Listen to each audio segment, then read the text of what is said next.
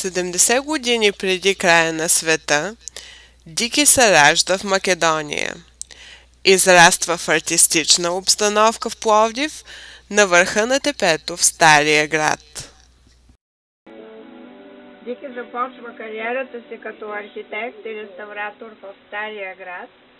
Много къщи, включително Ламартин, Хиндлиян и Хаджи Ламша, неправилно наричана Балабанова къща, са реставрирани от Дики. През 77 Дики се запознава с една млада стажантка, за която се оженва при първа възможност. В 1974 година се ражда бебето Яна. Дики напуска България в 1985 година и пристига в Етиопия през 1978.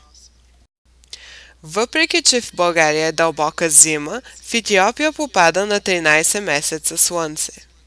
Етиопия е родината на кафето и Дики бива посветен в тайнствата на кафяната церемония.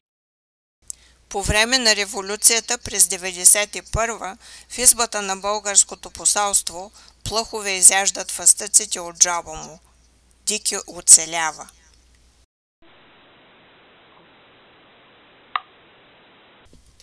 Веднъж пътувайки през Египет, Дики попада в института по папирус, където му задават много странен въпрос. На какво ви прилича това? Дики мълчи. На пирамида! Крясва специалистката по папируси. Пирамидата ще го следва през целия му живот.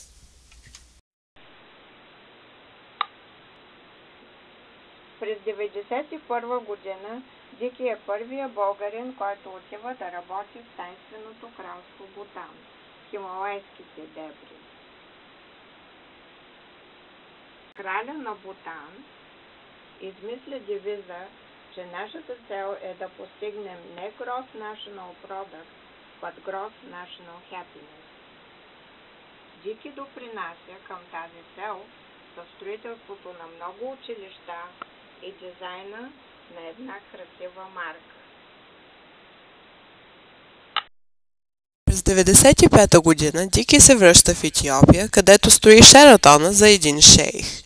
Живее в българското посолство с 2 кучета, 7 костенурки и 12 на прилепчета.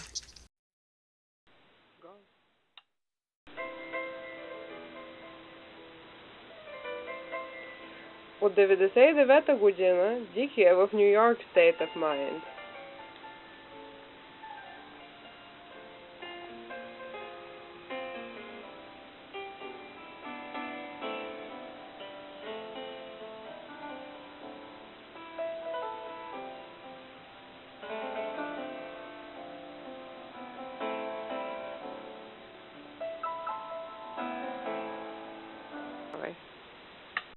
Live from New York, happy birthday!